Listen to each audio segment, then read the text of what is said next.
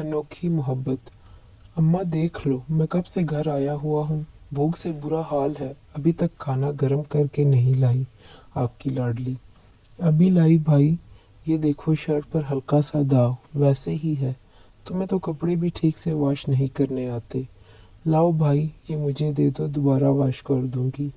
ये पहन लो, कल ही अम्मा से नई मंगवाई थी आपके लिए। उफ, खाने में इतनी मिर्चें, पता नहीं कब खाना बनाना आएगा इस चुड़ैल को।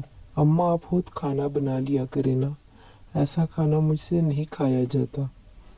अम्मा बोली, बेटा यहाँ बनाना सीख जाएगी तो ससुराल में अच्छा बनाएगी, इसलिए इससे बनवाती हूँ। सब मतलब इसकी शादी तक बर्दाश्त करना पड़ेगा। अब अम्मा मुझे घूरने लगी। पता ही नहीं चला कब वक्त गुजर गया और इस चुड़ैल की शादी का दिन आ गया। सुबह से ऐसा लग रहा था जैसे कुछ छीनने वाला है। वही बहन जिससे बात बात पर लड़ता था, आज जान से भी प्यारी लग रही थी। आज सिर्फ उसी की फिक्र थी। फिर रुखसती के टाइम खुद बच्चों की तरह रोते देखा। यूं लग रहा था दुनिया लुट गई और हर वक्त बहनों से लड़ लड़ के।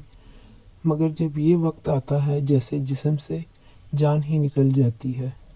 अल्लाह पाक सबकी बहनों और माँ बाप की बेटियों के नसीब अच्छे करे। आमीन। कदर किया करो, चाहे अपनी बहन हो या किसी की हो, है तो बहन ही ना।